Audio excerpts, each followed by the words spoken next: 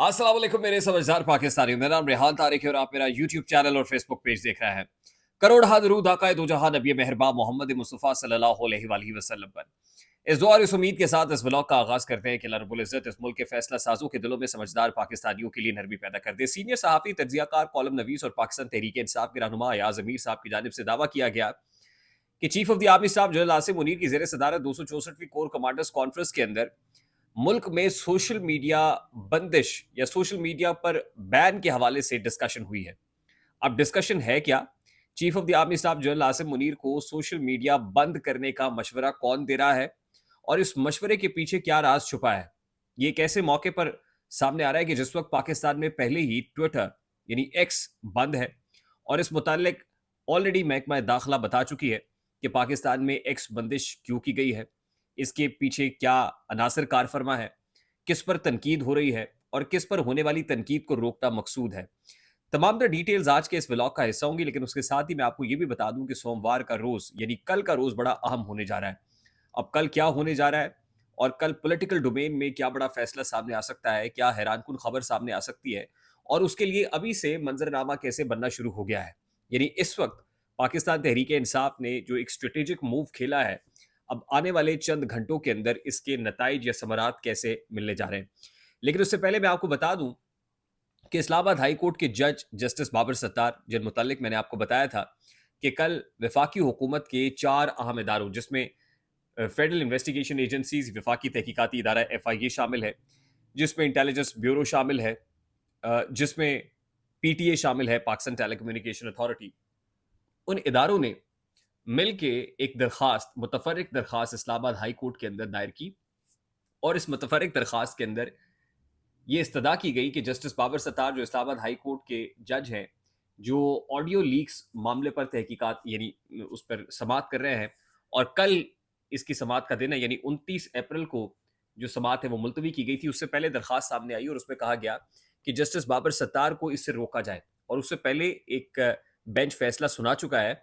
उसी बेंच को कहा जाए कि इस केस को आगे कंटिन्यू करें क्योंकि ये केस बड़े अरसे से पेंडिंग है। बार बार चेयरमैन PTA भी पेश होते हैं,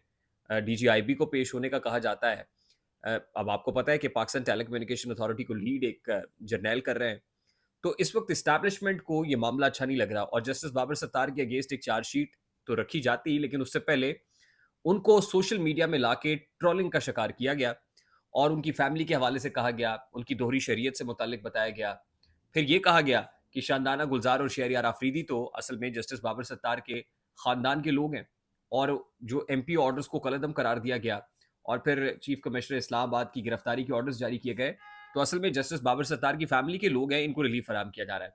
अब उस पर इस्लामाबाद हाई कोर्ट ने एक एलामिया जारी कर दिया है, यानी इस मामले पर बराह रास्त अब कोर्ट रिस्पॉन्ड कर रही है। कोर्ट ने फैसला कर लिया कि रद्दमल देगी। Establishment and court are not on the at least Islamabad high court and establishment are not on the same page.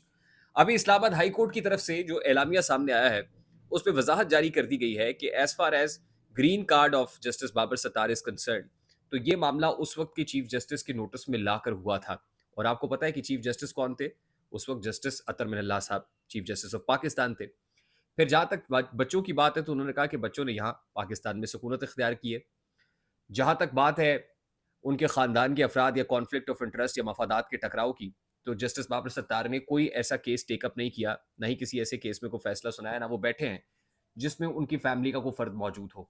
तो इस्लामाबाद हाई कोर्ट ने इस मामले पर एक वजाहत जारी कर दी और बड़ा क्लियर कर दिया कि जस्टिस बाबर सत्तार जो है वो इस केस से अलहदा नहीं होंगे और इस्लामाबाद हाई कोर्ट किसी और बेंच को या किसी और फैसला सुनाने वाले बेंच के लोगों को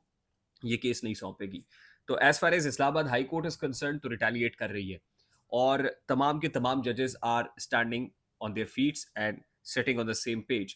तो ये मामला बड़ा अहम है, बड़ा मानी खेज भी है इस्लामाबाद हाई कोर्ट में जो मामला है। और फिर 2 रोज के अंदर अंदर ज़ाहिर है 30 अप्रैल को सुप्रीम कोर्ट ऑफ पाकिस्तान भी लगने जा रही है और 6 रुकनी बेंच जो है वो इस्लामाबाद हाई कोर्ट के 6 जजेस की जानिब से लिखे गए खत के मामले के ऊपर समाअत करने जा रहा होगा।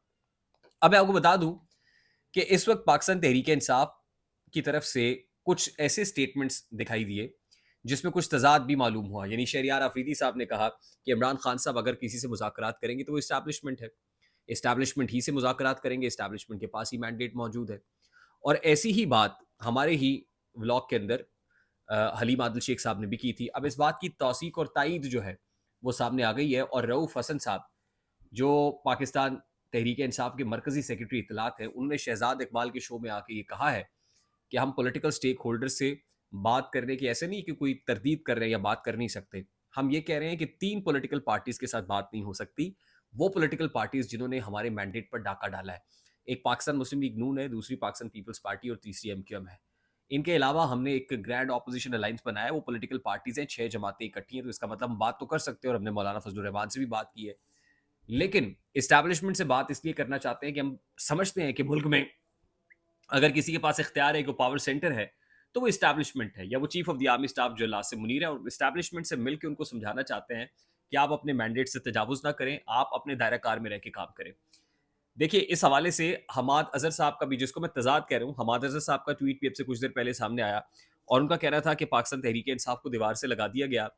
بدترین انتقام کا نشانہ بنایا گیا, چن چن کے لوگوں کو اٹھایا گیا, ریاستی جبر کی مثالیں قائم ہو گئی, اور اس کے بعد اگر کوئی یہ کہے کہ ان سے بات کریں, ایون اسٹیبلشمنٹ سے بھی وہ کہتے ہیں, تو پاکستان تحریک انصاف عمران خان ان سے بات نہیں کر سکتا. اب معاملہ یہ ہے کہ اس وقت میں بار بار کہتا ہوں کہ 2 فریق ہیں, فریقین ہی 2 ہیں, باقی سب irrelevant ہے. ایک عمران خان ہے اور دوسرا اسٹیبلشمنٹ یا chief of the army staff جو ناصر منیر ہے. اب ظاہر ہے اس معاملے کو کہیں نہ کہیں کسی توڑ تو پہنچانا ہے, اور تحریک انصاف کے اندر بھی بشرا بی بی کی صحت کو لے کے اس وقت بہت بڑا کنسرن ہے, اور عمران خان کے پیش نظر بھی اپنا آپ بہت کنسرن نہیں ہے, وہ اپنے لیے کنسرن نہیں ہے. انہوں نے بھی جو تنقید شروع کی ہے وہ بشرا بی بی کی صحت کو لے کے chief of the army staff general Nasir Munir پہ شروع کی ہے. میں اس لیے آپ کو بتا رہا ہوں کہ اب اسٹیبلشمنٹ کے اوپر بھی پریشر ہے, اسٹیبلشمنٹ بھی ان دونوں میں سے کسی ایک کو ریلیز کرنا چاہتی ہے, دونوں میں سے کوئی ایک, اور دوسرے کو بطور گارنٹی اپنے پاس رکھنا چاہتی ہے. اب now this news is out in the media, اب کس کو اپنے پاس رکھے گی اور کس کو چھوڑے گی؟ ظاہر ہے اس وقت جو کرٹیکل سچویشن ہے وہ بشرا بی بی کی, اور بشرا بی بی کو لے کے ہی جو اس وقت تنقید ہے وہ chief of the army staff general Nasir Munir پہ ہو رہی ہے. اس بات کے کبھی امکانات ہیں, اور میں آپ کو بتا رہا ہوں کہ اس حوالے سے 24 گھنٹے اہم ہیں کہ بشرا بی بی کی ریلیز کے حوالے سے عدالتیں بھی فلیکسیبلٹی کا مظاہرہ کریں, یعنی انصاف فراہم کریں, اور بشرا بی بی کو ریلیز کرنے کے لیے جو اسٹیبلشمنٹ ہے